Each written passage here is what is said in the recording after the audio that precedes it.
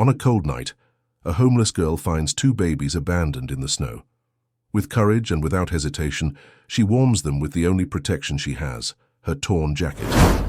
By saving the newborns' lives, she becomes a symbol of bravery. But behind her heroic act, a dark plot begins to unfold. Chapter 1. The Encounter in the Blizzard. A thick fog blanketed the streets of the historic centre of Glenhaven in the Scottish Highlands. The January winter was showing its full force with temperatures hovering around zero, a phenomenon becoming increasingly rare due to climate change, but which had returned with full intensity that year. Among the bundled-up tourists and hurried locals, Leah Smith, just 12 years old, was almost invisible. Her dark curly hair was hidden under a grimy beanie, and her thin body shivered inside a tattered jacket she had found weeks earlier in a bin near the central square. Leah knew every alley and corner of that tourist town. She knew the times when restaurants discarded still edible leftovers and the spots where she could take shelter during the coldest nights. Unlike other street children, she hadn't been born there. 6 months earlier, she had run away from the municipal shelter in Edinburgh after suffering abuse. She chose Glenhaven because she had heard stories about the town being a real winter wonderland in Scotland, and believed she would find a better life there. The reality, however, proved to be as harsh as the biting winter wind. On that particular night, the forecast predicted the first blizzard of the year. Leah had prepared her makeshift shelter with cardboard and plastic sheets under the awning of a vacant shop in the less busy part of the town centre. As she returned to her refuge after a full day of trying to get some change in the main square, something unusual caught her attention. A large, gleaming black vehicle was parked in the dark alley that led to the back of her shelter. Strange, she thought. Expensive cars don't park around here. Keeping to the shadows, Leah watched two elegantly dressed men talking in low voices. They were so preoccupied with their own issues that they didn't notice the small silhouette hiding behind a dumpster. "The boss was clear in his orders," said the shorter one, in a nervous tone. "We're to leave it at the designated spot and get out without being seen. But in this temperature it won't—" The other hesitated, looking inside the vehicle. "Not our problem. We have to deal with this now and get back to the hospital before anyone notices." Hospital? Leah felt a chill that had nothing to do with the cold. Something strange was happening, but she couldn't afford to get involved. Her priority was to survive the night that promised to be the coldest of the year. She waited for the men to leave before running to her shelter. She didn't tell anyone what she had witnessed. She had no one to tell anyway. For the next 2 days, she remained vigilant but saw no more of the black car or the mysterious men. On the third night, the miracle so eagerly awaited by tourists and so feared by the homeless finally happened. The first snowflakes began to fall on Glenhaven. In a few hours, a thin white layer covered the streets, transforming the town into a movie set. For visitors staying in luxurious hotels, it was a magical sight. For Leah, it was a sentence. The blizzard intensified around midnight. Her makeshift shelter offered insufficient protection against the sharp drop in temperature. Her toes, already sore from her worn-out shoes, were starting to go numb. Hunger, a constant companion, seemed less important in the face of the cold that seeped into her bones. That was when she decided to risk looking for a more suitable shelter. Walking with difficulty through the snow that already reached her ankles, Leah moved away from the centre towards an area with some holiday homes, usually empty at that time of year. She knew of one in particular that had an outbuilding in the back, with a door that didn't close completely. It would be her temporary refuge, at least until dawn. On the way, she had to cross a small wooded area that separated the commercial centre from the residential zone. The snow was falling more heavily now, hindering visibility. It was then that a faint, almost imperceptible sound made her stop. Initially, she thought it was just the wind in the trees, but something made her prick up her ears. The sound came again, clearer this time, a weak, infantile cry. "Is anyone there?" she asked, her voice lost in the white expanse. Following the sound, Leah found under a leafy tree a large bundle partially covered by snow. Her heart raced when she realized the crying was coming from it. She knelt in the snow and with trembling hands pulled away the blanket covering the package. What she saw left her paralyzed. 2 newborn babies, so small and fragile, were wrapped together in a thin blanket. Their little faces were red from the cold, and their lips were beginning to turn a bluish hue. One of them was moving a little more. The weak cry came from him. The other barely stirred. "My God!" Leah exclaimed, panic taking over. Who would do something like this? Without a second thought, she took off her own jacket, the only protection she had against the cold, and wrapped the two babies in it. She pressed them against her chest, trying to transfer some of her body heat. She looked around, desperate, but there was no one in sight. The main road was almost a kilometer away, and at that hour with the blizzard, very few cars would be passing. "I'm getting you out of here," she whispered to the little ones. "I promise." With the babies held firmly against her chest, Leah began to walk towards the road. Every step was a struggle against the wind, the snow, and exhaustion. Her body, now protected only by a thin t-shirt and ripped jeans, trembled violently. Her feet, immersed in the snow, no longer felt pain, a dangerous sign, but she couldn't stop. The two small lives in her arms depended on her. When she finally reached the side of the road, her hopes dwindled. No cars were passing. The blizzard had intensified, and visibility was reduced to a few meters. The babies, once crying, were now silent, another sign that worried her deeply. "Please," she murmured, tears freezing on her cheeks. "Someone has to come by." As if in answer to her prayers, 2 points of light appeared in the distance. A vehicle was approaching slowly along the snow-covered road. Gathering her last strength, Leah positioned herself in the middle of the lane and waved one arm, while the other held the babies tightly. The car, a sturdy pickup truck adapted for the Highland cold, slowed down and stopped. A middle-aged man with a graying beard and a startled expression got out. "For God's sake, girl! What are you doing in the middle of the road in this storm?" Leah couldn't speak. The cold fear and effort had drained her strength. She just held out her arms, showing the babies to the man. "Are they babies?" he asked, incredulous, approaching quickly. Realizing the situation, the man immediately took off his coat and wrapped it around both the babies and the girl. "Come on, get in the car. We need to get them to the hospital right now." Inside the warm truck, as the man drove carefully along the slippery road, Leah finally allowed herself to relax. Her eyes felt heavy, and her whole body ached. Her last thought before falling asleep was one of relief. The babies were now breathing regularly, warm and safe. The man, who would later introduce himself as Arthur Campbell, a retired teacher who lived nearby, kept looking in the rearview mirror at the girl and the babies. In his 30 years of living in Glenhaven, he had never witnessed such a scene. He picked up his phone and called emergency services, reporting the incident and asking for a medical team to be ready to receive them at the community hospital. What none of them knew was that this night would change their lives forever. Especially Leah's, who, in an act of courage and compassion, had just altered the course of her own story. As the pickup truck moved away from the area where the babies were found, the black vehicle Leah had seen days before reappeared, parked in a lay-by on the road. From inside, a pair of eyes watched the scene with a mixture of relief and concern. The plan had gone wrong. The babies were not supposed to be found so soon, and certainly not by a street child. The driver picked up a phone and dialed quickly. "We have a problem," he said in a low tone. "Someone found the packages before the scheduled time." On the other end of the line, a female voice, cold and calculating, replied, "Find out who this person is and eliminate any risk. No one can connect this to us." Meanwhile, on the road to Glenhaven's hospital, Arthur glanced occasionally at the back seat where Leah slept, exhausted, still clutching the babies. He couldn't imagine that he had just rescued not only 3 lives, but had also inadvertently become part of a plot much larger and more dangerous than any blizzard. Chapter 2. The Desperate Magnate. At the same moment, Leah and the babies were arriving at Glenhaven Community Hospital. 90 kilometers away in Edinburgh, Richard Alistair was pacing nervously through the spacious lobby of St Andrew's Clinic, the most prestigious private hospital in Scotland. Tall with an athletic build despite his 45 years, he wore an impeccably tailored suit that contrasted with his pale face and red-rimmed eyes from days without sleep. He was considered one of the most influential and wealthy entrepreneurs in the United Kingdom. His technology empire had begun 20 years earlier, while he was still an engineering student at Cambridge, and today it dominated the European market for security and communication systems. His fortune was estimated in the billions, and his name frequently appeared on lists of the country's most powerful individuals.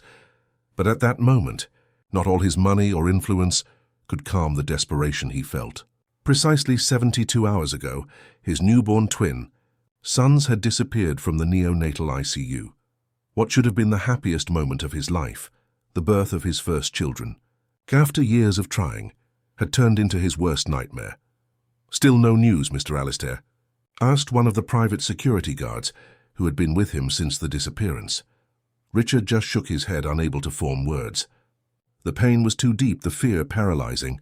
His sons, born prematurely just 10 days ago, had simply vanished during a shift change. The security cameras had been turned off due to routine maintenance, according to the hospital administration. A coincidence far too convenient not to raise suspicion. The police were mobilized in an unprecedented operation. Commissioner Gerald Paxton, in charge of the case, had personally promised Richard that he would not rest until the babies were found. But 72 hours had passed, and the silence was agonizing. "Mr. Alistair," called a firm, authoritative female voice. Richard turned to find Vanessa Montgomery, his second cousin and right hand in his business dealings.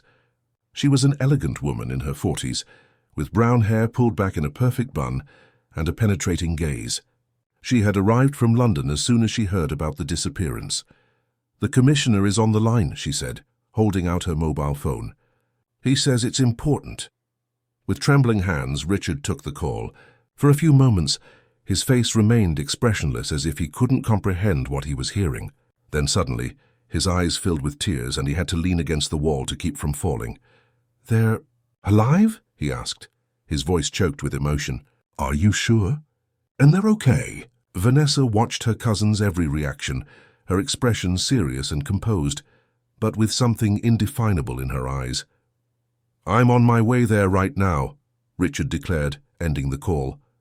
He turned to Vanessa, a mixture of relief and disbelief on his face. "They found the babies in Glenhaven. A girl, our street girl, found them in the snow and took them to the hospital." "Thank God," Vanessa replied, giving him a brief hug. "I'll arrange everything for us to go immediately. The company helicopter can take us. It'll be faster than facing the roads in this weather." As Vanessa walked away, making calls to coordinate the trip, Richard stood frozen in place, processing the information. His sons were alive. They had been found by a street girl in Glenhaven, over 90 kilometers from Edinburgh. How was that possible? Who had taken them there, and why? At Glenhaven Community Hospital, Leah woke with a start. She was lying on a gurney, covered in thermal blankets with an IV drip connected to her arm. She tried to sit up but felt a wave of dizziness that made her lie back down. "Easy, dear. You need to rest," said a middle-aged nurse, approaching with a gentle smile. "You're suffering from mild hypothermia." "The babies?" Leah asked, her voice still weak. "Where are the babies? Are they okay?" The nurse adjusted the IV before answering. "They're being cared for in our small ICU. They arrived very cold, but they're going to be fine thanks to you. What you did was a true miracle." Leah relaxed a little, leaning back against the pillow. She wasn't used to soft beds or people treating her with kindness. For the past few months she had become invisible to most people, just another street child easily ignored or worse, seen as a nuisance. "What's your name, dear?" the nurse asked. Leah Smith. "And your parents? Where can we find them?" Leah looked away. "I don't have parents. I'm alone." The nurse made a note on her clipboard, her expression concerned. "I see. Well, you're not alone now. What you did tonight is getting a lot of attention. There's a crowd of reporters outside, you know. Everyone wants to meet the hero girl who saved 2 babies in the blizzard." Leah didn't answer. Attention was the last thing she wanted. On the streets, she had learned that going unnoticed was the best way to survive. Besides, she had that strange memory of the men in the black car talking about the hospital. Was it just a coincidence? "And there's more," the nurse continued. "They found out who the babies are. Can you believe they're the sons of Richard Alistair? That super-rich businessman. They were kidnapped from a hospital in Edinburgh 3 days ago. It's a true miracle you found them alive." Leah's heart raced. The babies hadn't just been abandoned. They had been kidnapped. And she had found them. Now it all made sense. The mysterious men that talk about the hospital, their hurry to disappear. "When he's coming here, you know." the nurse commented, fluffing Leah's pillow. "The baby's father. It seems he's arriving by helicopter." This town has never seen so much commotion. Hours later, Richard Alistair's private helicopter landed on the municipal school's football pitch, the only space large and flat enough nearby. The blizzard had subsided, but sparse flakes were still falling, creating a cinematic backdrop for the magnate's arrival. A delegation of police officers, doctors, and local authorities awaited him. At his side, Vanessa remained impassive, occasionally checking messages on her state-of-the-art mobile phone. When the helicopter door opened, camera flashes went off. The news of the miraculous rescue had already reached the national media. At the hospital, Richard's first stop was the improvised neonatal ICU. Upon seeing his sons, stable and asleep in incubators, he finally allowed himself to cry openly. He placed his hands against the glass, as if he could touch them through the barrier. "They're fine," assured the doctor accompanying him. "They arrived with moderate hypothermia and dehydration, but they responded quickly to treatment. They are strong children, Mr. Alistair. When can I take them back?" he asked, without taking his eyes off the little ones. "We still need to keep them under observation for at least 48 hours. After that, if they remain stable, they can be transferred to a hospital of your choice in Edinburgh." Richard nodded, still absorbing the miracle of having his sons back. It was Vanessa who asked the next question. "And the girl? The one who found the babies?" The doctor pointed down the corridor. "She's in a separate room. She also arrived with hypothermia, as well as malnutrition and some old wounds on her feet. She gave up her own jacket to warm the babies." Richard finally tore his gaze away from his sons and looked at the doctor. "She saved my children?" "Yes, without a doubt. If it weren't for her with tonight's temperatures—" The doctor didn't finish the sentence, but it wasn't necessary. Everyone understood what would have happened. "I want to see her," Richard decided, accompanied by Vanessa and Commissioner Paxton, who had just arrived from Edinburgh. Richard went to the room where Leah was. The girl was awake, sitting up in bed, and seemed even smaller and more fragile under the hospital's fluorescent lights. When she saw them enter, she instinctively recoiled like a cornered wild animal. "Hello, Leah," the doctor greeted her gently. "This is Mr. Richard Alistair, the father of the babies you saved." Leah observed the tall, imposing man with suspicion. He seemed like the kind of person who would never give her a second glance on the street, the type who would cross the road to avoid her if she were begging for money at a traffic light. Richard approached the bed, visibly uncomfortable. He had no experience dealing with children, let alone one in such a vulnerable situation. I want to thank you for what you did," he said, his voice betraying contained emotion. "You saved my sons. I can never repay you enough." Leah didn't respond. Her large dark eyes analyzed each person in the room, assessing whether they posed a threat. When her gaze met Vanessa's, something bothered her. The elegant woman was watching her with a coldness that contrasted with the apparent warmth of the others. It was Commissioner Paxton who broke the awkward silence. Approaching the bed, he spoke in a softer tone than usual. "Leah, we need to understand exactly what happened. How did you find the babies? Did you see anyone nearby? Any detail could be important." The girl hesitated. Should she tell them about the black car and the mysterious men? What if they found her again? On the streets, she had learned that talking too much could be dangerous. "I was looking for a place to shelter from the cold," she finally answered, choosing her words carefully. "I heard a faint cry and found them under a tree almost covered by the snow." "Is that all?" the commissioner insisted. "You didn't see anyone in the vicinity? Any vehicles?" Leah shook her head. "It was snowing very heavily. I could barely see." Richard watched the interaction with interest. There was something in the girl's demeanor that intrigued him, a maturity and caution that didn't match her age. "Where do you live, Leah?" he asked. The direct question caught her off guard. I don't have a home. I came from Edinburgh a few months ago." "Alone? Where are your parents?" "I never knew my father." "My mother," she hesitated. "She's been gone a long time. I was in a shelter in Edinburgh, but I ran away." Richard exchanged glances with the commissioner. The story seemed simple, almost too convenient. A homeless girl with no family, no ties, happens to find kidnapped babies. Coincidences like that were rare. "We'll need to conduct a full investigation," the commissioner said. "Verify your identity, your story. You understand that, don't you, Leah? She nodded, but her eyes betrayed her fear. Investigations meant questions, and questions could lead her back to the shelter, or worse somehow. Connect her to the kidnapping. In the meantime, Richard intervened, she can't be left alone. She's an important witness, and besides, she's a child. Vanessa, who had remained silent until then, stepped forward. Social services can take temporary custody of her. It's standard procedure. No, Richard replied firmly, surprising everyone, including himself. She saved my sons. The least I can do is ensure she's safe and well cared for while the investigation proceeds. Turning to Leah, who was watching him with wide eyes, Richard continued, If you agree, Leah, when you're discharged, you'll come with me to my home in Edinburgh. I have plenty of space and you can stay until everything is sorted out. The room fell silent. Vanessa looked like she wanted to protest, but held her tongue. The commissioner frowned, deep in thought. That's an excellent idea, he finally said. It will keep the witness safe and facilitate our future interviews. Leah looked from one adult to another, unable to believe what she was hearing.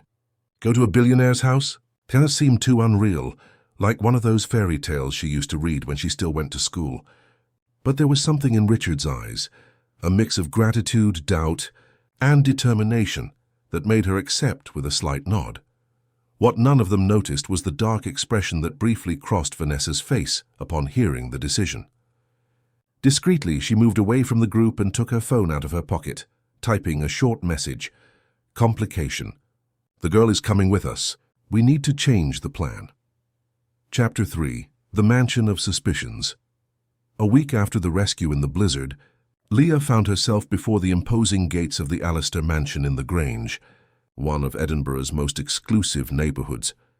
The property spanned an area equivalent to 3 city blocks, surrounded by high walls and a sophisticated security system. From inside the luxury car that had transported her from the hospital in Glenhaven, the girl stared, open-mouthed, at the house that looked like something out of an American movie. We're here, Richard announced, sitting beside her in the back of the armoured Mercedes. Leah just nodded, unable to articulate any words. Her few belongings, the tattered jacket which she insisted on keeping, even after receiving new clothes, a small backpack with a few personal items, and a rag doll she had carried since running away from the shelter, seemed even more wretched in the face of such luxury. The gates opened automatically, and the car proceeded down a driveway, lined with perfectly trimmed trees. The neoclassical mansion loomed ahead, imposing with its marble columns and large mirrored windows. Meticulously cared-for gardens surrounded the property, with fountains and statues strategically placed. It's big, Leah finally managed to say, her accent of a girl raised on the outskirts contrasting with the sophistication around her. Richard smiled faintly, the first genuine smile she had seen since they met. Yes, it's too big for just one person. It was my late wife's dream to have a house like this, full of children running through the halls. The mention of his wife brought a shadow to the businessman's face. Leah noticed but didn't ask. She had learned early on that some pains are best left in silence. The car stopped at the main entrance, where a woman of about 50, in an impeccable uniform and with a rigid posture, was waiting. It was Mrs. Celia Davies, the mansion's housekeeper for over 20 years, as Richard briefly explained.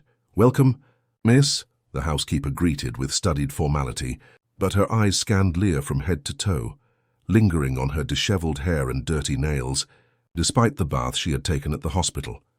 The rooms are prepared, Mrs. Davies continued, addressing Richard, and the babies will arrive tomorrow, as per your instructions. The specialized nurse is already settled in the room adjacent to the nursery. Excellent, Richard replied. Please show Leah where she will be staying. Provide her with everything she needs and make sure she is comfortable. Mrs. Davies nodded mechanically, but when Richard turned away to take a call, her expression changed. The forced smile vanished, replaced by a look of clear displeasure. Come with me, she ordered the girl, not waiting for a response. Leah followed her through the mansion's corridors, trying not to show the awe she felt at so much luxury. Marble floors, antique furniture that looked like museum pieces, paintings that were surely worth more than anything she had ever owned. In one of the halls, she noticed a large framed photo, Richard next to a beautiful woman with delicate features and a radiant smile. It must have been his late wife. "This will be your room," Mrs. Davies announced, opening the door to a space that, by Leah's standards, looked like an entire apartment. "The bathroom is over there. New clothes are in the closet. Dinner is served at 7. Don't be late." Before Leah could thank her or ask any questions, the housekeeper added, in a significantly lower tone, "Don't get any ideas, girl. You're here because Mr. Alistair is vulnerable after everything that's happened. As soon as the babies are settled and the dust settles, he'll realize it makes no sense to keep someone like you in this house." The venom in the woman's words hit Leah like a punch to the gut, but she didn't show it. After months on the street, she had learned to hide her emotions. She just nodded, her face impassive. "Understood. Mom?" Satisfied with the apparent submission, Mrs. Davies left, closing the door with unnecessary force. Alone in the gigantic room, Leah finally allowed herself to explore. The king-size bed seemed too soft, as if it could swallow her whole. The bathroom was larger than many places she had slept, and there was a balcony with a view of the back of the property, where an infinity pool reflected the afternoon sky. Sitting on the floor, the bed seemed too intimidating. Leah hugged her knees to her chest. How had she ended up here? A week ago, she was sleeping under cardboard, fighting the cold and hunger. Now she was in a billionaire's mansion, with new clothes waiting in the closet. It felt like a dream, or a nightmare in disguise, because something wasn't right. Since the hospital, she had felt watched, analyzed. The gaze of Vanessa, Richard's cousin, followed her, even when the woman wasn't present. And there were the men in the black car, the conversation about the hospital. They weren't coincidences. Her survival instinct, honed by the hardships of the street, told her she was in danger. But how could she explain it? Who would believe a street girl against powerful people like Richard and his family? As these thoughts swirled in her mind, Leah didn't notice the small camera disguised in the corner of the ceiling, watching her every move.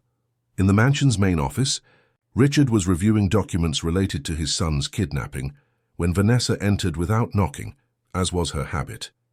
She wore an elegant suit that accentuated her slender figure, and the expensive perfume she wore immediately filled the room. "How are the preparations for the little one's arrival?" she asked, pouring herself a glass of whiskey from the office's private bar. "Everything's ready," Richard replied, rubbing his tired eyes.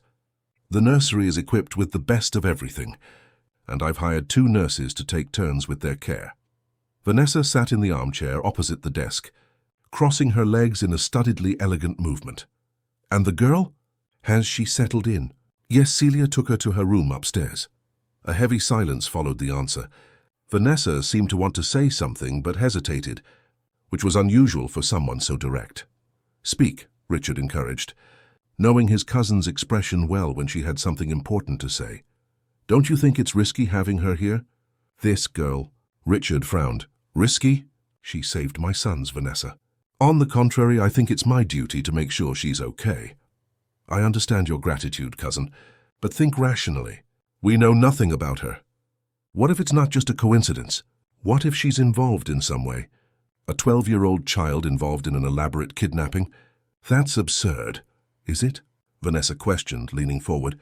"Street children often have connections with all sorts of people. They can be used, manipulated. Commissioner Paxton still hasn't found those responsible for the kidnapping. And she just happened to appear at the right time in the right place." Richard seemed to consider his cousin's words. It was true that the story seemed too convenient. A girl with no family, no verifiable past, miraculously saving his sons. "What do you suggest?" he finally asked. "That we keep her close, yes, but under constant surveillance. I've already had cameras installed in her room and instructed Celia to monitor her activities, and I think we should ask Paxton to speed up the investigation into her past." The businessman nodded slowly. He didn't like the idea of spying on a child, but the safety of his sons came first. He had lost his wife during childbirth. He couldn't risk losing the babies too. "All right, but no intimidation or unnecessary discomfort. She's still a child, Vanessa, and regardless of what we find out, she saved Michael and Raphael." "Of course," Vanessa agreed, standing up with a smile that didn't reach her eyes. "It's just a precaution. Now, if you'll excuse me, I have a video conference with the investors in 10 minutes. When the door closed behind Vanessa, Richard remained motionless, staring at a spot on the wall. His life, once so controlled and predictable, was now filled with uncertainty. Who had kidnapped his sons? Why? And what was Leah's true role in this whole story? In the hallway, walking towards her suite, Vanessa pulled out a different mobile phone than the one she normally used. She dialed a number that wasn't in her contacts and spoke in a low voice. "We need to move on to Plan B. The girl could complicate everything if she remembers any details. Come to the mansion tonight as we arranged. Let's resolve this once and for all." On the other end of the line, a male voice responded briefly, and Vanessa hung up, stashing the device in a secret compartment of her handbag. In her designated room, Leah finally worked up the courage to try the bed. It was so soft that she sank into it, a strange sensation for someone used to hard floors. Despite the comfort, she couldn't relax. Her instinct screamed that something was wrong in this house with these people. Getting up, she walked to the balcony and looked out at the garden below. A man she hadn't seen before was walking among the trees, talking on his phone. Something about his posture seemed familiar. Leaning over the railing, she tried to get a better look at his face. When the man turned towards the house, Leah held her breath. It was one of the men from the black car in Glenhaven. She was absolutely certain. Retreating quickly back into the room, she felt her heart pound. It wasn't paranoia. There was a real connection between what she had seen that night and the baby's kidnapping. And now one of the men involved was here on Richard's property. What did it mean? Desperately, Leah tried to organize her thoughts. She needed a plan. She needed help. But who could she trust? Richard? Judging by the behavior of his cousin and his housekeeper, he would probably believe them before he believed a street girl. The sound of footsteps in the hallway alerted her. Quickly, she lay down on the bed and pretended to be asleep as the door slowly opened. Through half-closed eyelids, she saw Mrs. Davies peering into the room. After a few seconds, the door closed again. They were watching her. As night fell over the Alistair mansion, Leah remained awake, watching the shadows dance on the ceiling of her room. Dinner had been a tense experience, just her and Richard at the gigantic table, with Mrs. Davies serving in a silence heavy with disapproval. Vanessa had gone out to take care of business, according to Richard. The businessman had tried to maintain a casual conversation, asking about her likes, interests, and dreams. Leah answered mechanically, torn between the desire to trust him and the fear of revealing too much. How could she explain that she had just seen one of the possible kidnappers freely roaming the property? "Leah," Richard had said at the end of the meal, "I know all of this must seem strange to you, but I want you to know that you're safe here. And when my sons arrive tomorrow, I'd like you to meet them properly. After all, you're their hero." She had just nodded, her throat tight with the weight of unsaid words. Now, hours later, she fought against sleep. Something told her she needed to stay alert. The digital clock on the bedside table read 11:47 p.m. when she heard it, muffled voices coming from the hallway. Silently, she got up and approached the door, pressing her ear against the wood. "She's already asleep," said a female voice she recognized as Vanessa's. "Are you sure this is necessary?" "Richard will be furious if he finds out. It's the only way to ensure she doesn't complicate things further," a deep, cold male voice replied. The original plan was perfect until she showed up. "All right," Vanessa agreed after a pause, "but be discreet. I don't want any traces. Remember, she's just a street girl. No one will miss her." A chill ran down Leah's spine. They were talking about her, planning something terrible. The sound of footsteps moving away indicated the conversation was over. Leah's heart was beating so hard, she feared it could be heard through the walls. She had to escape, immediately. Quickly, she put on the same clothes she had arrived in. She had refused to wear the new items she found in the closet, and grabbed her backpack. The rag doll, her only comfort on cold nights, was carefully tucked in with her tattered jacket. The door was locked from the outside. Of course, why hadn't she realized it before? She wasn't a guest, she was a prisoner. But Leah knew tricks that privileged children would never need to learn. With a hairpin she found in the bathroom, she worked on the lock for a few minutes until she heard the liberating click. The hallway was empty and dimly lit by wall-mounted lamps. Barefoot to make no noise, she moved like a ghost towards the main staircase. Every shadow seemed to hide a threat. Every creak of the old floorboards sounded like an alarm in her ears. As she passed the corridor leading to Richard's office, she noticed a sliver of light under the door. Raised voices came from within.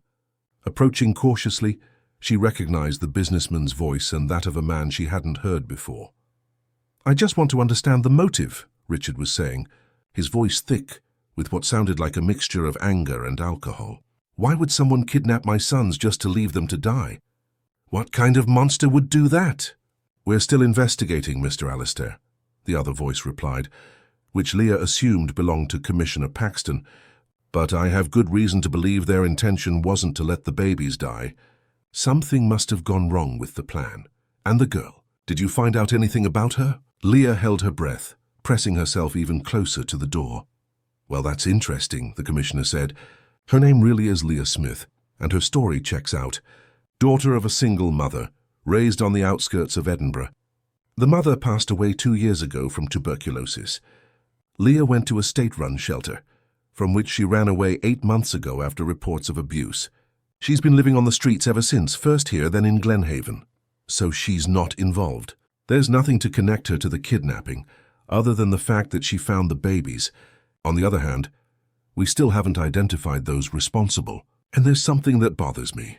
The hospital employee who was on duty the night of the kidnapping has disappeared. Her name is Lucia Campbell." "Lucia?" Richard's voice sounded surprised. "She's worked for us for years. She was personally recommended by Vanessa." A heavy silence followed this revelation. Leah felt her heart race even faster. Vanessa. The name came up again, connected somehow to the kidnapping. She couldn't stay there. Soon they would discover she had escaped her room. She needed help, someone who would believe her. With light, quick steps, she continued towards the staircase. The mansion seemed like a labyrinth in the dim light, but she finally reached the ground floor. The front door would certainly be locked, and alarms would go off if she tried to open it. She needed to find another way out. Opting for a side door that led to the gardens, Leah managed to get out into the cool night air. The full moon illuminated the path between carefully pruned bushes. In the distance, she could see the high wall surrounding the property, with security cameras strategically placed. She was considering the best escape route when she heard it, the sound of footsteps on the gravel behind her. Turning quickly, she saw a male silhouette advancing towards her. It was the man she had seen in the garden earlier, the same one she recognized from the black car in Glenhaven. "Hello, little girl," he said with a cold smile. "Out for a stroll in the middle of the night?" Leah took a few steps back, fear freezing her veins. "Who are you?" "Someone who's tying up loose ends," he replied, advancing further. "And you, unfortunately, are a very, very loose end." There was no longer any doubt about his intentions. Leah spun on her heels and ran desperately through the garden, towards the back of the property. Behind her, she heard the heavy footsteps of the man in pursuit. Her only hope was the groundskeeper's cottage, which she had seen earlier near the edge of the property. If she could get there, maybe she could find help, or at least a phone to call the police. Chapter 4. The Journalist. The sound of dry leaves crackling under her feet seemed deafening in the stillness of the night. Leah ran through the shadows of the Alistair mansion's luxurious garden, her heart pounding violently against her ribs. Behind her, the pursuer's footsteps sounded ever closer.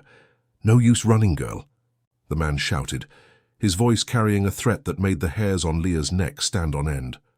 The groundskeeper's cottage, her only possible refuge, seemed incredibly far away. The property was too large, and her short legs struggled to gain enough speed. A trip on an exposed route nearly made her fall, but she regained her balance at the last moment. That's when she saw it, lights on in a smaller building to the right, separate from the main mansion. With a quick movement, she changed direction, betting everything on her new route. If she could reach that building, maybe there would be someone who could help her. The man noticed her change of course and accelerated. Leah could feel his presence getting closer and closer. A few more meters and he would catch her. "Stop right there." A firm, authoritative female voice cut through the night's quiet. Leah and her pursuer froze, surprised. On the porch of the small house Leah was trying to reach, a woman was pointing what looked like a professional camera directly at them. "I'm filming everything," the woman continued, descending the porch steps with steady strides. "And I've just sent a live feed to my colleagues at the newsroom. Want to be on the front page tomorrow, sir? The man hesitated, clearly disconcerted by the unexpected intervention. His gaze shifted between Leah and the approaching woman, calculating his options. "This has nothing to do with you, Mom," he finally said, trying to sound casual. "The girl ran away from the main house, so I'm just doing my job bringing her back." "Is that so?" the woman asked, now just a few meters away. "Then why is she running as if her life depends on it?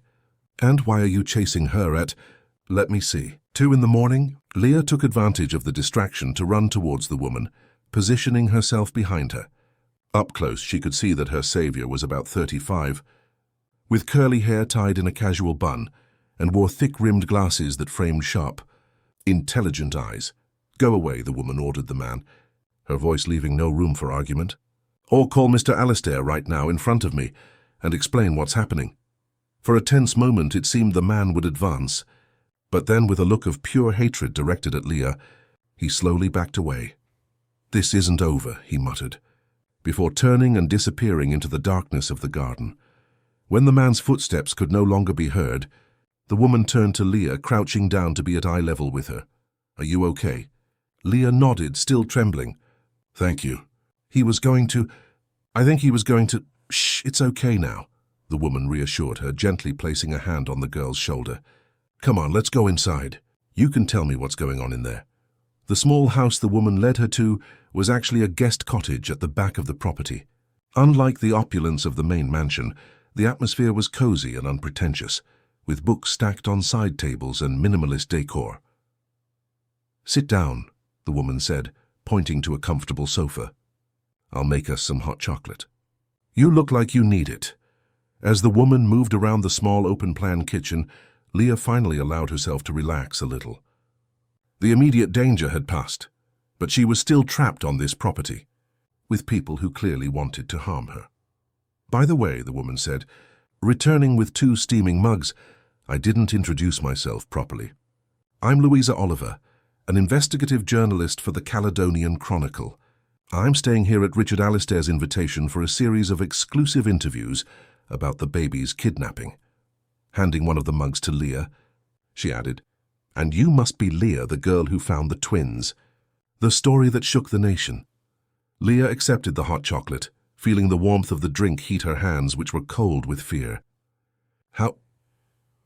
How do you know who I am?" Louisa smiled, sitting in an armchair opposite the girl. "Besides it being the biggest story of the moment, Richard told me about you when he invited me to come. He said he wanted me to meet the real hero behind the rescue." The journalist studied the girl's face for a moment before continuing, "Now, do you want to tell me what was happening out there? Why was that man chasing you?" Leah hesitated. Could she trust Louisa? So far, every adult in this house, with the possible exception of Richard, had shown hostility towards her. On the other hand, this woman had just saved her from a fate she didn't even want to imagine. I heard things," she began hesitantly. "Things about me, about why I'm here." "What kind of things?" "His cousin Vanessa was talking to that man. They said I'm a loose end that needs to be eliminated." Leah swallowed hard, her eyes welling up. I think they're involved in the baby's kidnapping." Louisa frowned, her sharp eyes becoming even more attentive. "That's a serious accusation, Leah. Vanessa Montgomery is one of the most respected executives in the country. Are you sure of what you heard?" "Absolutely." "And there's more."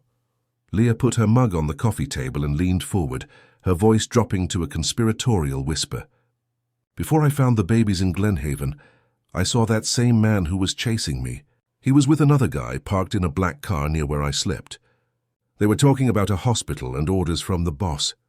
3 days later, I found the babies in almost the same spot." Louisa's expression changed completely. She stood up, took a small recorder from her bag and placed it on the table. "Leah, can I record our conversation? What you're telling me could be crucial to the kidnapping investigation." The girl nodded, though a bit warily. "But who's going to believe me? I'm just a street girl against important people." "I believe you," Louisa stated firmly, "and I can help you tell your story. That's what investigative journalism is for, to give a voice to those who are not normally heard, and to expose the truth, no matter who it affects." Over the next hour, Leah recounted in detail everything she had seen and heard, from the black car in Glenhaven to the conversation between Vanessa and the mysterious man that night. She talked about Mrs. Davies's strange behavior, how she had felt watched since arriving at the mansion, and the conversation she had overheard between Richard and Commissioner Paxton about the missing hospital employee who had apparently been recommended by Vanessa. Louisa listened attentively, occasionally asking questions to clarify a point, but never doubting the girl's account. When Leah finished, the journalist turned off the recorder and remained silent for a few moments, processing everything she had heard. "Leah," she said finally, "you're right to be worried. There are enough elements here to suggest that people inside this house are involved in the kidnapping. What do we do now?" "I can't go back there." Louisa checked her wristwatch. It was almost 4 in the morning. "First, you stay here with me for the rest of the night. You'll be safe. In the morning, we'll go directly to Commissioner Paxton with this information." "What if he doesn't believe us? What if he's part of it too?" The fear was evident in Leah's voice. "I've worked with Paxton on other investigations. He's tough, but he's honest. And besides," Louisa smiled, holding up the small recorder, "we have evidence now. It's not conclusive yet, but it's enough to start an investigation targeting Vanessa and her associates." Louisa took Leah to the guest bedroom, provided clean clothes for her to sleep in, and made sure all the doors and windows were securely locked. Despite the exhaustion and the adrenaline finally wearing off, the girl had trouble falling asleep. When she finally did, she dreamed of black cars, mysterious men, and babies crying in the snow. When she woke up hours later, the sun was already high in the sky. For a disorienting moment, she didn't recognize where she was. Then the memories of the previous night flooded her mind, and she sat up abruptly in bed. The smell of coffee and toast filled the air. Following the aroma, she found Louisa in the small kitchen, focused on her laptop while nibbling on a piece of toast. "Good morning," the journalist greeted with a smile. "Sleep well, considering the circumstances?" Leah nodded, rubbing her eyes. "What time is it?" "Almost noon." "I let you sleep. You looked like you needed it." "Help yourself," she said, pointing to a tray with fruit, bread, and juice. "While you were sleeping, I was checking some information on Vanessa Montgomery. Did you find anything?" Louisa turned the laptop so Leah could see the screen. There were several photos of Vanessa at social events, as well as reports on her meteoric career at Alistair's companies. Vanessa isn't just Richard's cousin.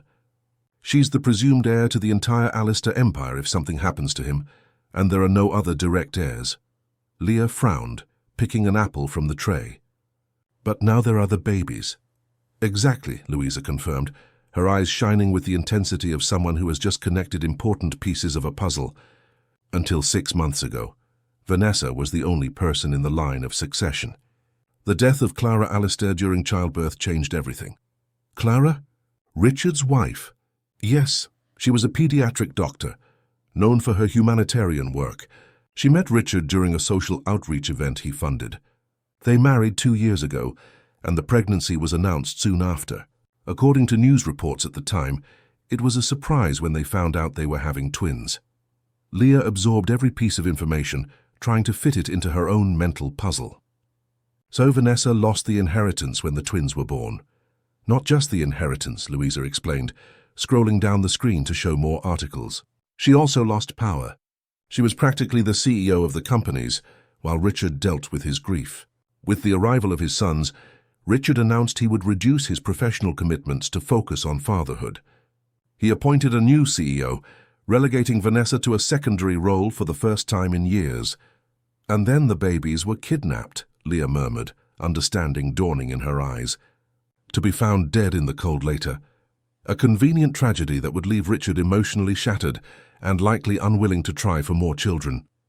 Louisa closed the laptop with a decisive snap. "The only problem in their plan was you, Leah. You weren't in the script." A heavy silence fell over the kitchen as they both processed the monstrosity of the plan they were beginning to unravel. It was broken by the shrill ring of Louisa's mobile phone. "Hello?" "Yes, Commissioner." The journalist stood up, pacing the kitchen as she spoke. "I understand. Yes, she's with me. It's a long story, but... Right, we'll... Wait." Hanging up, Louisa turned to Leah, her expression serious. "That was Paxton. The whole house has been in an uproar looking for you since dawn. Richard is beside himself with worry. The commissioner is on his way. He wants to talk to us. Did you tell him? About Vanessa? Not yet. I'd rather do it in person, with you by my side. Louisa approached, placing a comforting hand on the girl's shoulder. Don't worry, I won't leave you alone for a second. Trust me. Commissioner Gerald Paxton arrived half an hour later. He was a burly, middle-aged man with a thick mustache and eyes that missed nothing. His stern face softened slightly upon seeing Leah safe and sound. Everyone's been looking for you, girl, he said, sitting down heavily on the living room sofa. Richard Alastair has even called in the National Crime Agency, thinking you'd been kidnapped too. I ran away because they were planning to hurt me, Leah replied directly, her voice firmer than it had ever been when speaking to an adult. Louisa's support had given her new confidence. The commissioner frowned. Who was planning to hurt you? Louisa stepped forward, sitting next to Leah. Commissioner, we have information that could completely change the direction of your investigation into the kidnapping of the Alastair twins. Over the next 20 minutes, the journalist and the girl recounted everything they knew, including the events of the previous night. Louisa played the recording of her interview with Leah and showed her own findings about the connection between Vanessa and the Alastair inheritance. Paxton listened to it all in silence, his face impassive. When they finished, he sighed deeply. Do you realize the seriousness of these accusations? Vanessa Montgomery isn't just anyone. She's one of the most powerful executives in the country, with connections everywhere. That's precisely why she needs to be properly investigated, Louisa retorted. The more power, the greater the responsibility. And what do you suggest I do? I have no concrete evidence, just the testimony of a child and some suspicious coincidences. I know what I saw and heard, Leah protested, standing up. Why does no one ever believe kids like me? If I lived in one of those luxury estates, with rich parents and designer clothes, would my word be worth more? The outburst was charged with a truth that hit Paxton like a punch. He looked down abashed before replying, You're right, Leah, and I do believe you. The problem is turning this testimony into a solid case against someone so well protected legally. Louisa leaned forward, her eyes shining with determination. What if we could catch Vanessa and her accomplice red-handed? If Leah became their target again, we could set up a sting operation to catch them in the act. Are you suggesting we use the girl as bait? Paxton's tone was incredulous. Absolutely not. It's far too dangerous. I'll do it, Leah interrupted, surprising them both. If it helps catch the people who hurt the babies, I'll do it. No way, the commissioner refused vehemently. You're a child, I'm not putting you at risk. But I'm already at risk, Leah argued. They won't give up on me, even if I run away from here. People like them have ways of finding whoever they want. A tense silence followed Leah's words. There was a bitter wisdom in her voice, born from the hard lessons life on the streets had taught her. She has a point, Louisa finally admitted. And we're not talking about an unprotected operation. Leah would wear a bulletproof vest, have support teams nearby, and I'd be with her the whole time. Paxton rubbed his face, clearly torn. Part of him, the experienced police officer, knew this was a unique opportunity to solve a stalled case. Another part, the human being, loathed the idea of putting a child in any kind of danger. If we do this, he said slowly, as if still considering it, it would be with the utmost security. The girl would not be alone for a second. And we'd need a judge's authorization.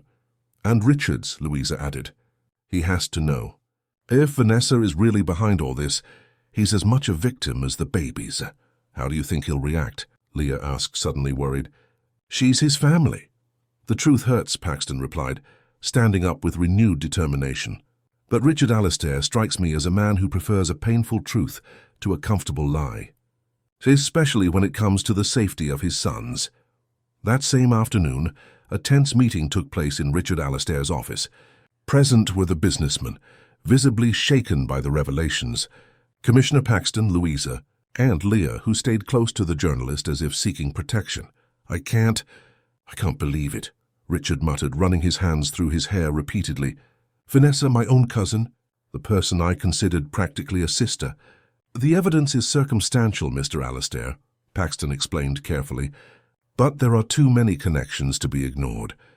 The missing nurse she recommended, the man Leah identified freely roaming your property, the conversation she overheard. And the motive, Louisa added. Control of the companies, the inheritance, the power she lost with the birth of the twins. Her classic case of follow the money. Richard stood up abruptly, walking to the window that overlooked the garden. Down below he could see the nursery, newly prepared to receive his sons who would be arriving from the hospital in a few hours. How could life change so drastically in such a short time? "Ghost, so what are you proposing?" he finally asked without turning around. Paxton explained the operation they had outlined. Leah would return to the mansion, seemingly alone, as if she had just gone for a walk during the night. She would be wearing a hidden microphone and a bulletproof vest under her clothes. Undercover agents would monitor every movement inside and around the house. If Vanessa or her accomplices tried anything against the girl, they would be caught in the act. "It's risky," the commissioner concluded. "I won't lie. But it's our best chance to catch them, and more importantly, to definitively protect both Leah and your sons, Mr. Alistair." Richard turned slowly, his face a mask of pain and resolve. "If Vanessa is truly behind this, I want her to pay. Not just for what she almost did to my sons, but also for what she plans to do to this girl." He walked over to Leah and knelt before her, his eyes level with hers. "I'm so sorry for all of this, Leah. I brought you to my home promising safety, and instead I've put you in danger." "It's not your fault," Leah replied, surprising everyone with her maturity. "No one expects to be betrayed by their own family." Richard nodded, his eyes misty. He stood up and faced Paxton. "Do whatever it takes. But promise me she'll be safe." "On my life," the commissioner guaranteed. As the sun began to set, preparations for the operation were nearly complete. Leah, wearing a bulletproof vest discreetly hidden under a baggy sweatshirt, received final instructions from Louisa and Paxton. The plan was simple. She would return to the mansion claiming she had gone for a walk to think as she felt out of place. Richard would welcome her back, showing relief. And then she would be left alone in her room, while the surveillance team monitored every move in the house. "Remember," Louisa said, adjusting the small microphone hidden in the collar of Leah's sweatshirt, "you will never be truly alone. We'll be listening and watching everything. At any sign of danger, the commissioner's team will storm in immediately." Leah nodded, trying to control the tremor in her hands. She was scared, of course, but she also felt a strange determination. For the first time in a long time, her existence mattered. Her words had weight. Adults were listening to her and believing her. "Ready?" Paxton asked. Taking a deep breath, Leah replied, "Ready." Chapter 5. The trap dusk cast long shadows over the Alistair estate as Leah, heart pounding against the bulletproof vest, approached the main entrance of the mansion. Each step felt heavier than the last, but she kept moving forward, mentally repeating the instructions from Louisa and Commissioner Paxton. Keep the story simple. You went for a walk because you felt out of place. You lost track of time. Don't mention anything about your suspicions or the man who chased you. The front door opened before she even touched the bell. Richard was there, his face marked by deep shadows under his eyes and worry lines.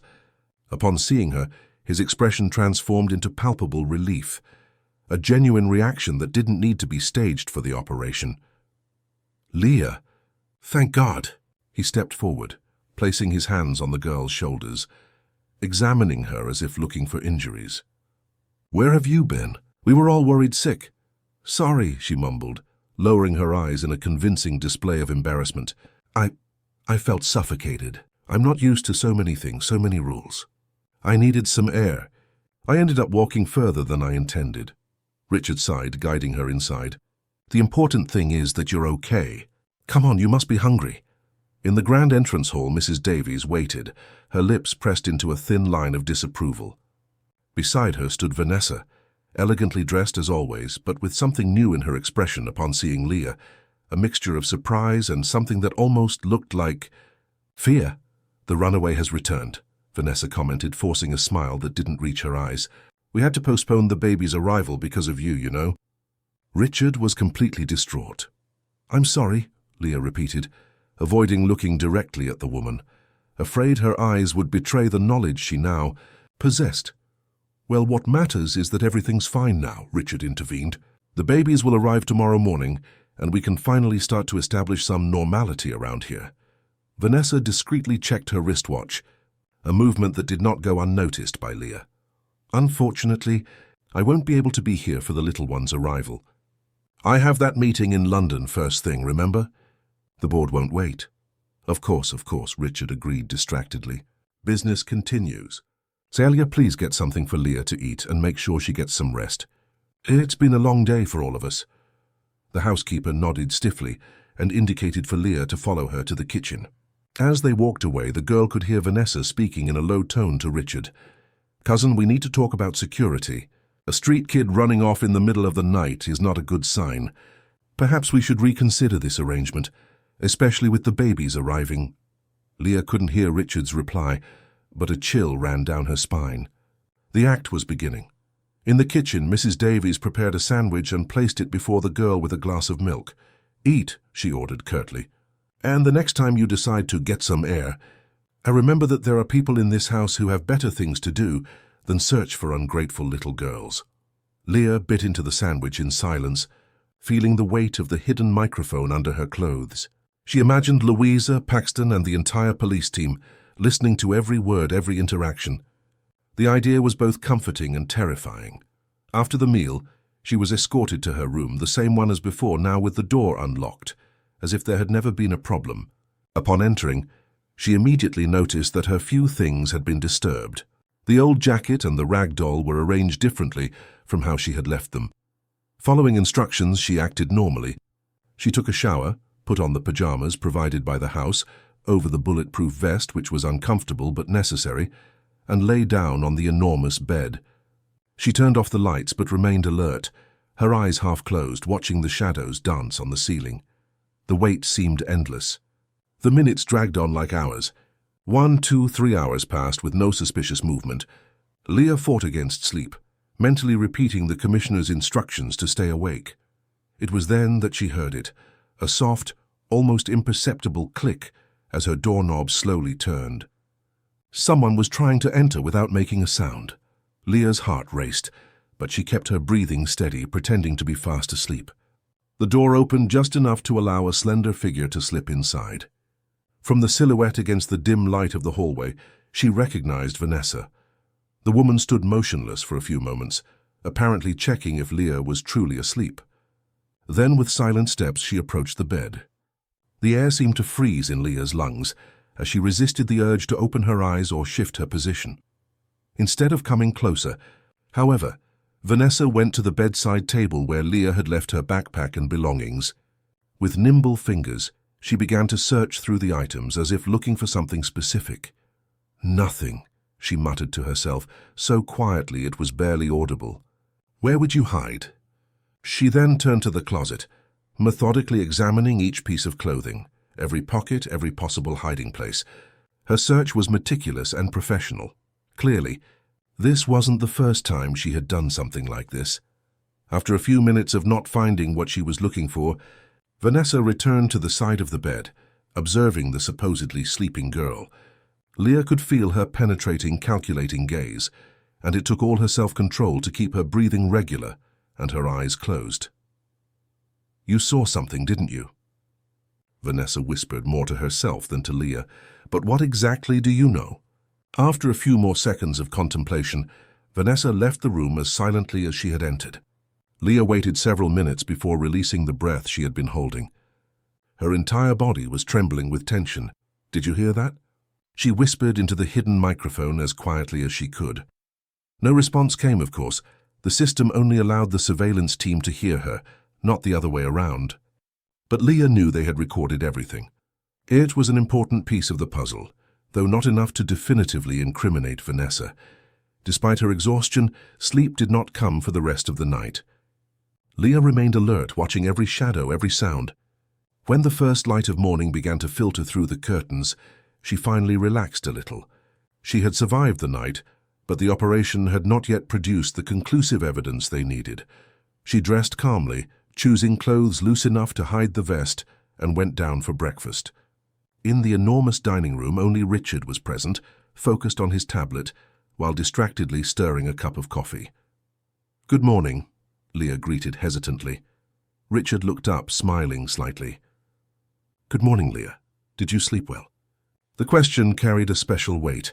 It was a coded way of asking about the operation, Leah responded with a discreet nod, indicating that everything was proceeding as planned.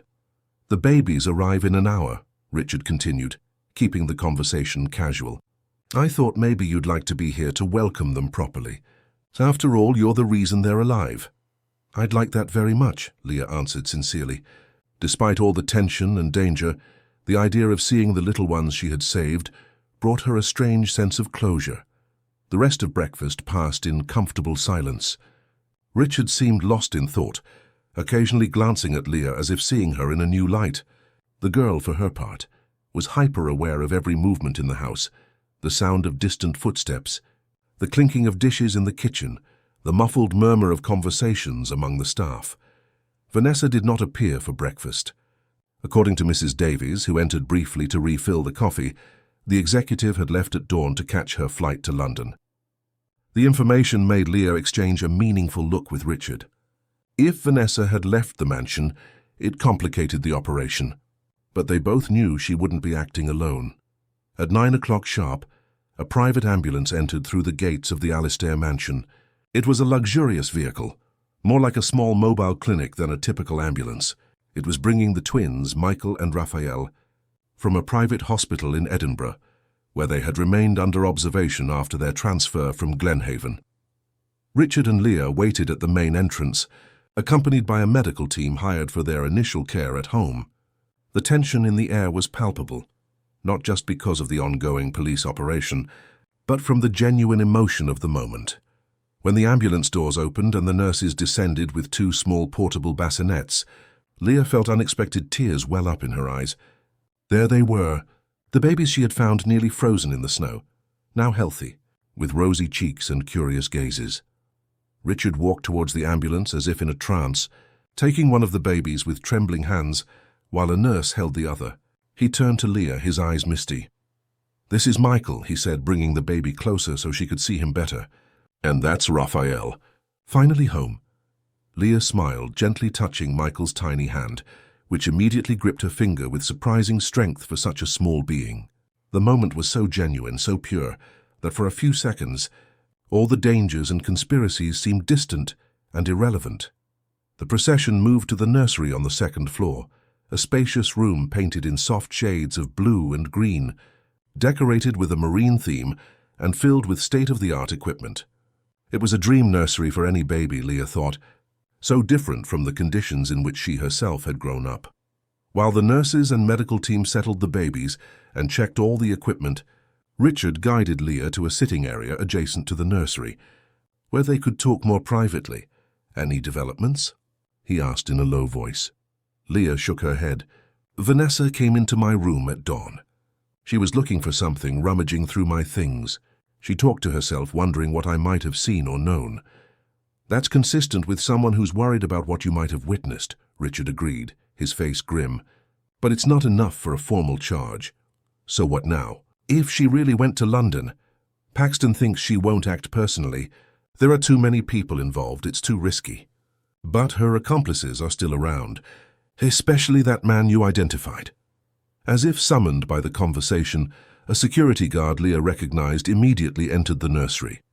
It was the same man who had chased her the night before, the same one she had seen in Glenhaven before finding the babies. He wore a private security uniform and had a communication device in his ear, looking perfectly in place in that environment. "Mr. Alistair," he greeted in a professional tone, "the perimeter is secure for the young master's arrival. Can we relax the security protocol now?" Richard maintained his composure admirably, considering he was face-to-face with one of his son's possible kidnappers. "Maintain the normal protocol, Renton. I don't want to take any chances after everything that's happened." The man, now identified as Renton, nodded. His gaze shifted to Leah, and something dark passed through his eyes before he reassumed his professional expression. "The girl looks tired," he observed. "Perhaps she should get some rest. After yesterday's adventure, there was a threatening subtext in his words that did not go unnoticed by Richard or Leah. It was a clear indication that Renton knew about her escape and her subsequent adventure. "Leah will be staying with me today," Richard replied firmly. "I want her to properly meet the babies she saved." "As you wish, sir," Renton agreed, bowing his head slightly before leaving. When they were alone again, Richard whispered, "Is that the man?"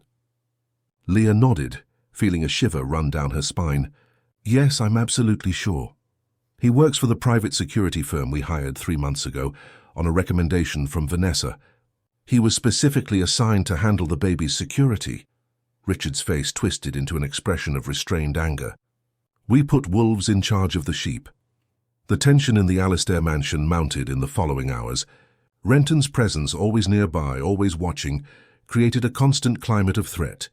Leah stayed close to Richard or the baby's nurses, never alone for a moment, as per Paxton's instructions.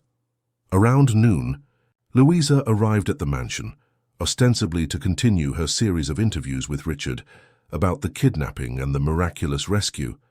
In reality, she was there to check on the status of the operation and bring new instructions from the commissioner. "We need more," she whispered to Leah while supposedly photographing her for an article. "They're being too careful. Paxton wants to change the approach." The new plan was riskier but potentially more effective. Instead of waiting for the suspects to act, they would provoke a reaction. Leah would drop hints that she had recovered her memory of the events in Glenhaven, that she now clearly remembered seeing Renton and another man with the babies before she found them. "It's too dangerous." Richard protested when Louisa explained the strategy in his office, away from prying ears. "We'll practically be announcing that she's a threat that needs to be eliminated." "Precisely," Louisa agreed. "But this time we'll be prepared. Paxton has tripled the team. There are agents positioned at every strategic point on the property. No one will get near her without being immediately intercepted. And what if they just decide to wait, lie low until the dust settles?" "They can't afford that luxury," Louisa argued. "Not with the baby's home safe and Leah potentially ready to reveal what she knows. If they're going to act, it will be now in the next 24 hours. Richard didn't seem convinced, but Leah intervened, her voice firmer than anyone would expect from a child her age. "I want to do this. I want to end this once and for all. I'm tired of being afraid." The look she exchanged with Richard carried a determination that made him back down from his protests. He nodded slowly, respecting the girl's courage. "How will we do it, then?" The plan was ingenious in its simplicity. During dinner, Leah would casually mention that she was having flashbacks, clearer memories of the events in Glenhaven. She would comment, as if thinking aloud, that she now remembered seeing someone near the place where she found the babies, someone who seemed strangely familiar now. The bait was set. All that remained was to wait for the fish to bite. Dinner was served at 7 o'clock sharp in the mansion's grand dining hall. It was an elaborate meal, like all meals at the Alistair house, but the atmosphere was far from festive. Richard maintained a forcedly casual conversation with Louisa, while Leah picked at her food, too nervous to eat properly. Mrs. Davies moved in and out silently, serving the dishes and clearing the used ones with professional efficiency. Occasionally, Renton would pass by the open door of the hall, checking the perimeter as part of his rounds. When dessert was served, an elaborate red berry pavlova, Leah finally implemented the plan. She frowned as if something was bothering her and let out a thoughtful sigh. "Are you all right, Leah?" Richard asked, playing his part perfectly. "Yes, it's just, I've been having these strange flashbacks since we got back from Glenhaven. Things I didn't remember before are coming back." Louisa, also playing her part, leaned in with interest. "What kind of things?" "About the night I found the babies, and the days before." Leah paused dramatically, ensuring she had everyone's attention. I think I saw someone near that place shortly before. Someone who now seems familiar." Richard and Louisa exchanged glances, while Mrs. Davies, who had entered to serve coffee, stopped abruptly, the pot suspended in mid-air. "Familiar how?" Louisa pressed. "I can't explain it, but I'm sure I've seen this person before." "Here, maybe?" Leah shrugged, as if confused. "It's strange how the mind works, isn't it? Sometimes you need to see someone again to recognize you've seen them before." The sound of footsteps in the hallway indicated that Renton was approaching again. This time he stopped at the door, observing the scene with watchful eyes. Leah pretended not to notice him, continuing her act. "I think I should tell Commissioner Paxton," she suggested, her voice innocent. "Maybe it will help the investigation." "Certainly," Richard agreed, maintaining his composure. We can call him first thing in the morning." Out of the corner of her eye, Leah saw Renton retreat hastily, raising his hand to the communication device in his ear. The bait had been taken. After dinner, as planned, Louisa left. In reality, she just repositioned herself with the surveillance team in a van parked at the edge of the property. Richard escorted Leah to her room, following the security protocol established by Paxton. "You were incredible at dinner," he praised, closing the bedroom door behind him. "But now comes the hardest part. Remember, no matter what happens, you are never alone. There are agents everywhere, including 2 positioned in the room adjacent to yours." Leah nodded, her heart racing, but her determination intact. "It's going to end tonight, isn't it?" "Yes," Richard confirmed, his face a mask of resolve. "Tonight we finish this."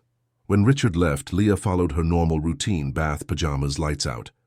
But instead of getting into bed, she positioned herself strategically behind the bathroom door, maintaining a line of sight to the bedroom entrance. And she waited. The wait was long, so long that Leah began to fear the plan had failed. Maybe Renton and his accomplices were too smart to fall into the trap. Or maybe they were just waiting for her to let her guard down.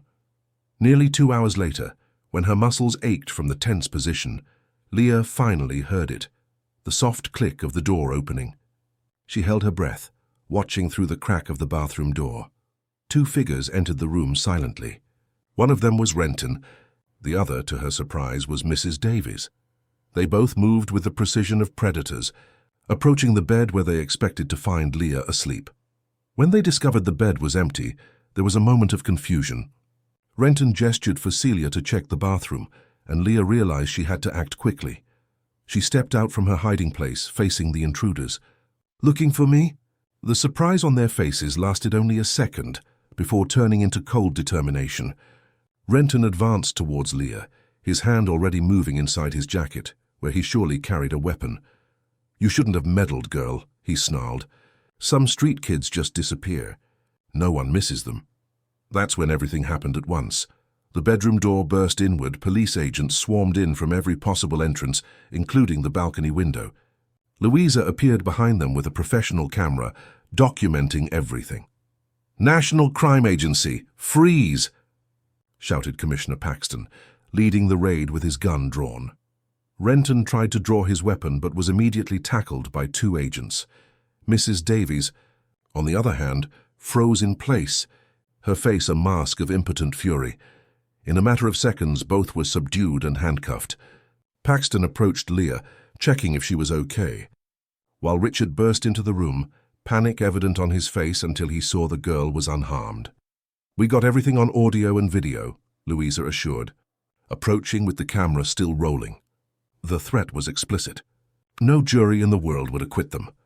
Renton, pinned to the floor by the agents, shot a look of pure hatred at Leah. "You don't understand what you've gotten yourself into, brat. Much more powerful people are involved." "Like who?" Paxton questioned, crouching beside the detainee. "Vanessa Montgomery? Or is there someone else we should know about?" The brief flash of surprise in Renton's eyes was all the confirmation they needed. The operation had been a success. Chapter 6: Revelations and Betrayals. In the interrogation room at the National Crime Agency headquarters in Edinburgh, Renton Smith remained impassive before Commissioner Paxton's incisive questions. 3 hours had passed since his arrest at the Allister mansion, and he maintained the same inflexible posture, monosyllabic answers, a fixed gaze on the wall behind the interrogators, occasional consultations with the on-duty lawyer assigned to him. On the other side of the 2-way mirror, Richard and Louisa watched the interrogation, each lost in their own thoughts. Leah was not present. After giving her formal statement, she had been taken to rest in a special room, under the care of a police psychologist specializing in vulnerable children. "He's not going to talk," Richard commented, running a hand over his tired face. "People like him are trained to resist interrogation." "Everyone talks eventually," Louisa replied, without taking her eyes off the interrogation room. "It's just a matter of finding the right leverage." As if to prove her point, at that very moment the door to the interrogation room opened to admit an officer who handed a file to Paxton. The commissioner quickly reviewed its contents, a small smile forming on his lips as he slid a photograph across the table to Renton. "Recognize this woman?" he asked casually. For the first time since the interrogation began, Renton's expression changed. A brief flash of concern crossed his face before he could control it. "Should I?" he replied, but his voice betrayed the tension he now felt. "Lucia Campbell," Paxton informed him, leaning back in his chair with the confidence of someone who had just won a poker hand. "Head nurse of the neonatal ICU at St. Andrew's Clinic. Mysteriously disappeared the same night the Alistair twins were kidnapped." Leaning forward, he added in a lower tone, "We just found her. Or rather, what's left of her." Renton swallowed hard, a bead of sweat forming on his temple. "Is she cooperating?" the lawyer asked, clearly sensing the shift in atmosphere. "Let's just say her situation is complicated," Paxton answered vaguely. "But the physical evidence we found with her is quite eloquent, including payment records, text messages, and," he paused dramatically, "audio recordings of some very interesting conversations. It was a bluff, of course, but a precisely calculated one, based on the fragmented information they had already collected. And it worked.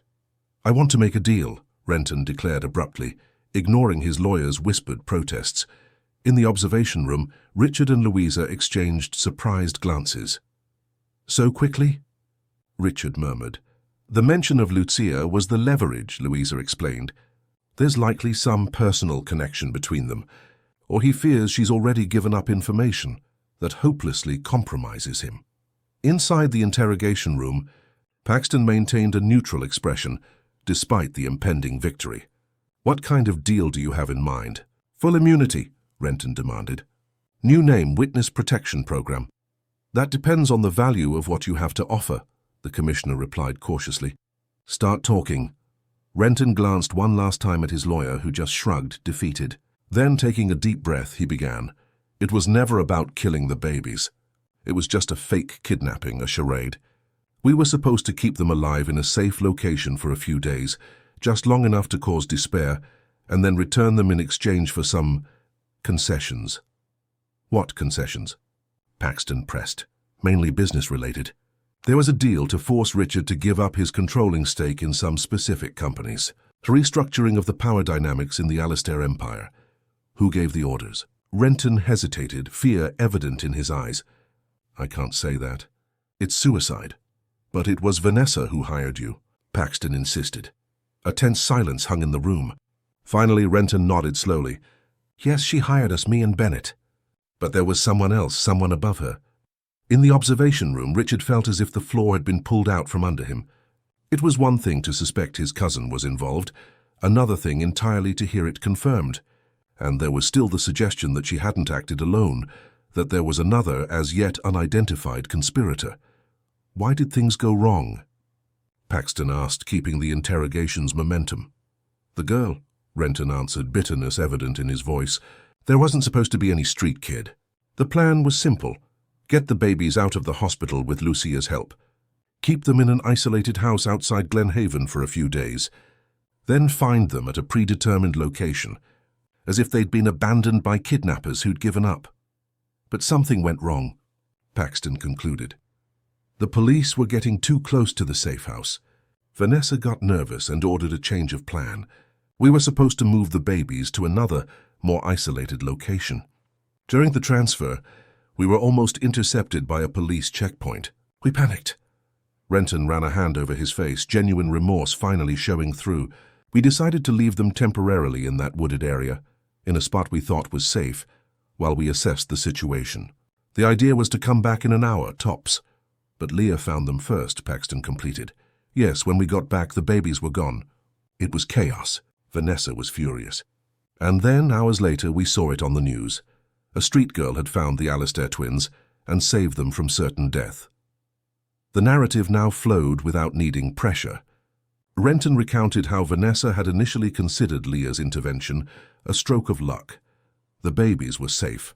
The operation had failed without implicating them, and they could retreat to plan their next move. "But then you recognized the girl," Paxton deduced. "You realized she might have seen you in Glenhaven, that she could make the connection." "Exactly. And worse, she was taken into the house, into the center of the operation. It was too risky. So Vanessa ordered you to eliminate her." Renton nodded grimly. The original order was to make her disappear in a way that looked like she had simply run away. A street kid who went back to the streets. No one would question it much. On the other side of the glass, Richard closed his eyes, feeling a wave of nausea. His own cousin had ordered the elimination of an innocent child, the very child who had saved his sons. The calculated cruelty was almost incomprehensible. And Mrs. Davies, what was her role? Paxton asked, continuing the interrogation. Vanessa's eyes and ears in the mansion. She's worked for the Alistair family for decades, but her loyalty has always been with Vanessa's side of the family. She's the one who informed us of the girls' movements, who facilitated our entry at the right times. The revelation about Celia was less surprising, but still painful for Richard. The betrayal seemed endless.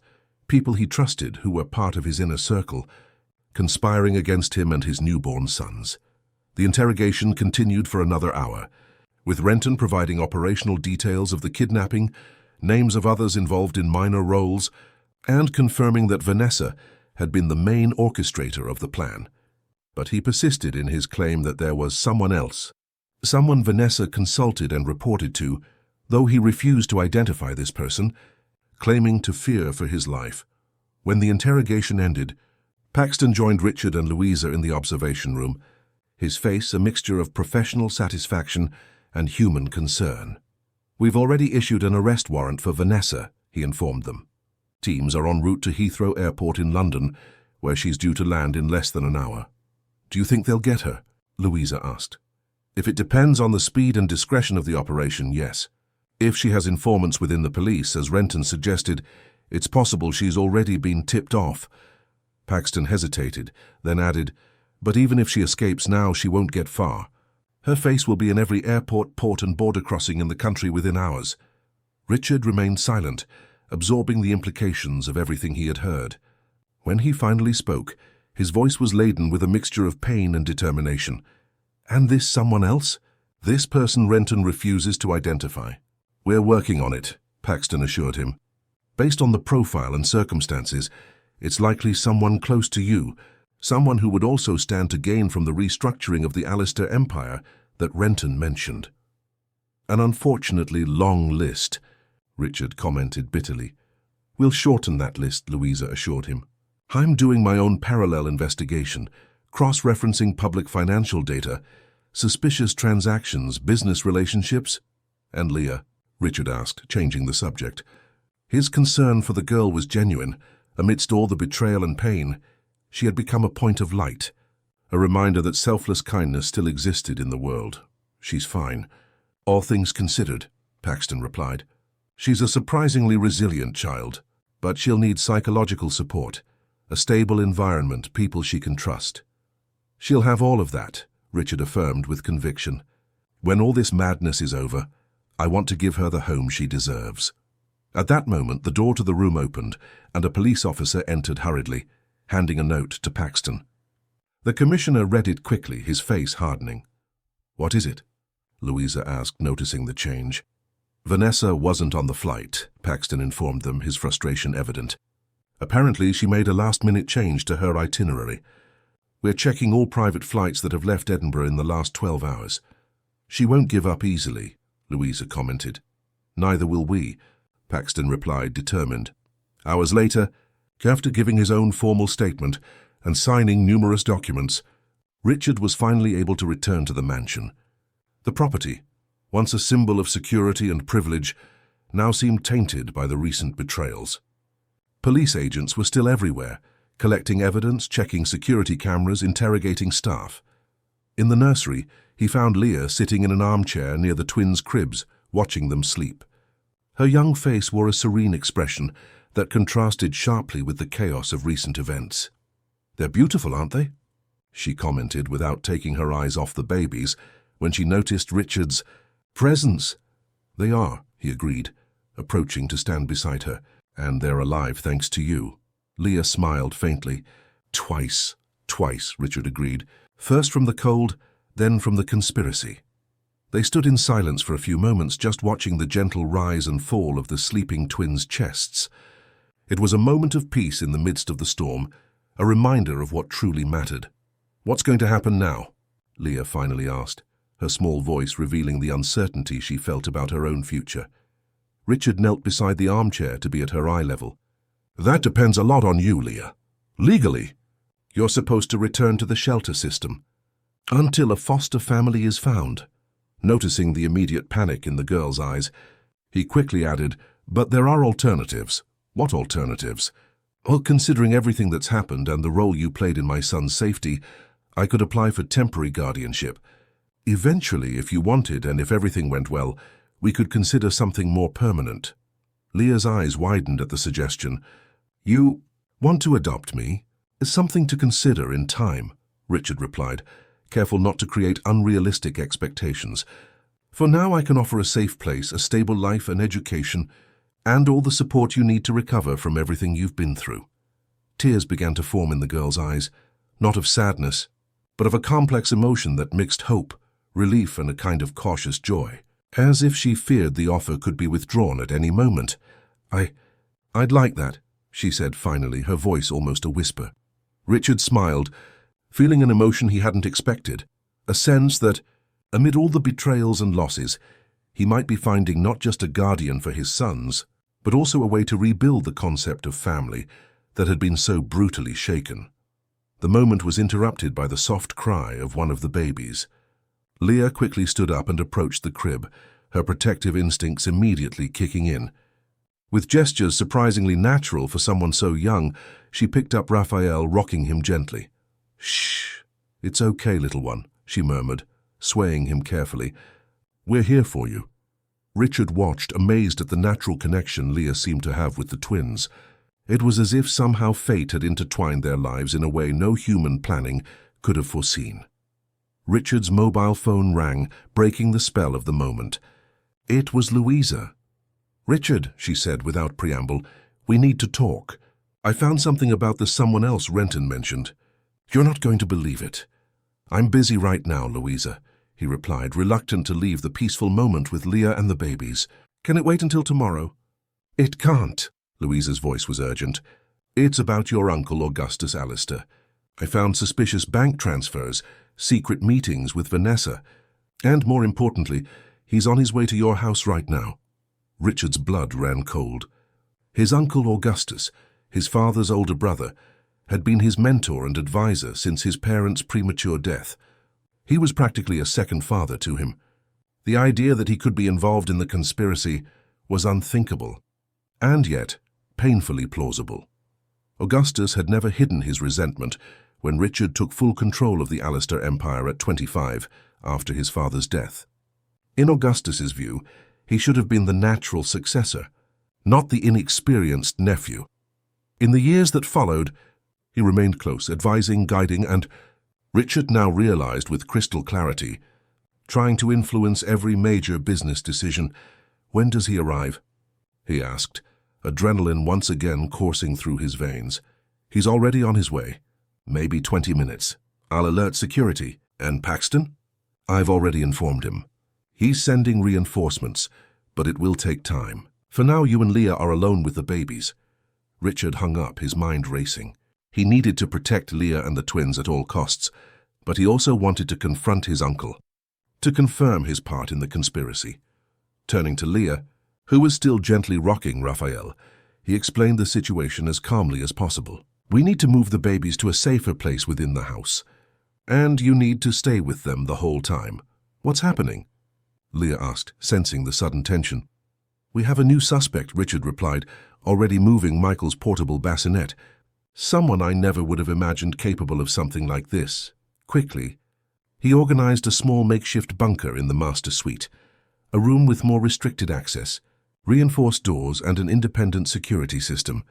As he prepared the space for the babies, he explained to Leah who Augustus was and why Louisa suspected him.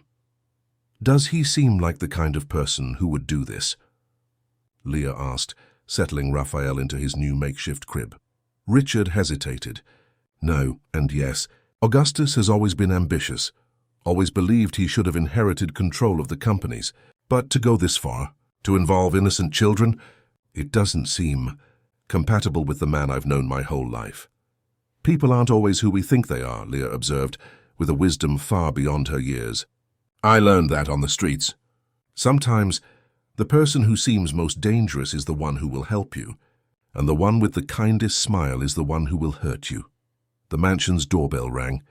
Echoing through the now almost empty halls, most of the staff had been temporarily dismissed during the police investigation.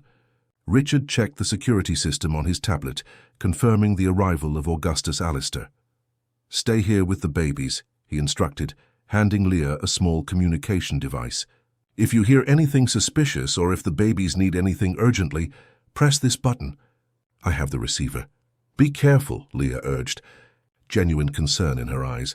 Richard nodded, closed the reinforced door of the suite, and headed for the entrance hall, where his uncle, and possibly the architect of the entire conspiracy, awaited.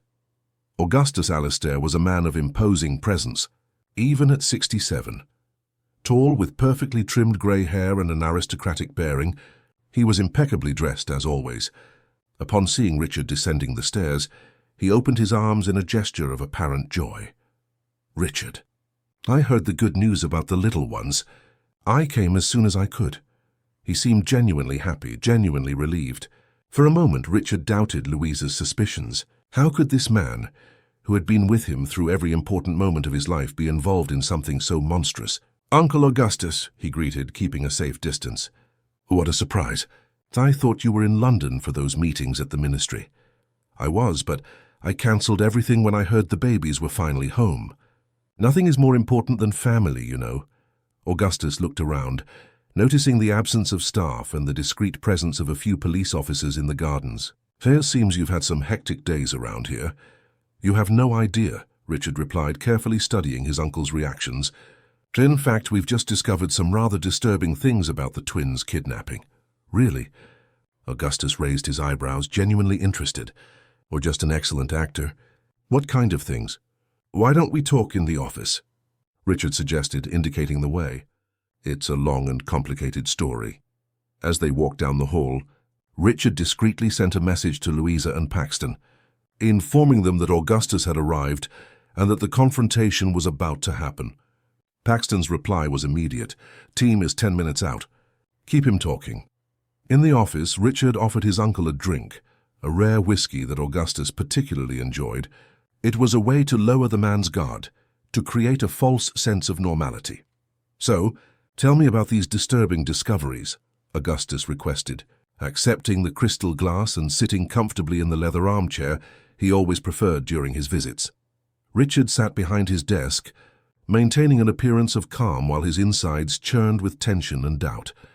"We found out who was behind the kidnapping," he began, watching his uncle's reaction closely. "Or at least some of those involved." "That's excellent," Augustus exclaimed. "Who are the scoundrels? Have they been arrested?" "Some of them." Richard paused, then decided to cast the first bait. "Vanessa is involved." Augustus's reaction was one of apparently genuine shock. He nearly choked on his whiskey, placing the glass on the side table with slightly trembling hands. "Vanessa?" "Our Vanessa? That's absurd, Richard. She's family. We have confessions, evidence. She orchestrated everything. The kidnapping, the abandonment of the babies, even the attempt to eliminate the girl who saved them." Augustus seemed genuinely shaken. He stood up, walked to the window, running a hand through his hair in a nervous gesture. "I can't believe it. Why? Why would she do something so monstrous? Money, power, the control of the companies she would lose with the birth of the twins." Richard watched every movement, every expression. But the most interesting part is that she didn't act alone. There was someone else, someone above her in the conspiracy. It was just a flicker, so fast it almost went unnoticed. A brief moment of tension in Augustus's shoulders, an almost imperceptible stiffening of his posture. Then, as quickly as it appeared, the warning sign vanished, replaced by an expression of paternal concern. "Someone above her? Who could that be?" he asked, his voice perfectly modulated in a tone of concern and curiosity. Richard decided it was time to play his cards. "Do you really want me to answer that question, Uncle Augustus?" The two men stared at each other in a silence heavy with tension. Slowly, the mask of concern on Augustus's face began to melt away, replaced by something colder, more calculating, more real. Chapter 7. New beginnings. The silence in the office seemed like a living, pulsating entity enveloping the two men in its tension. Augustus's eyes, once warm and familiar, now revealed a calculating coldness that Richard had never noticed, or perhaps had never wanted to see.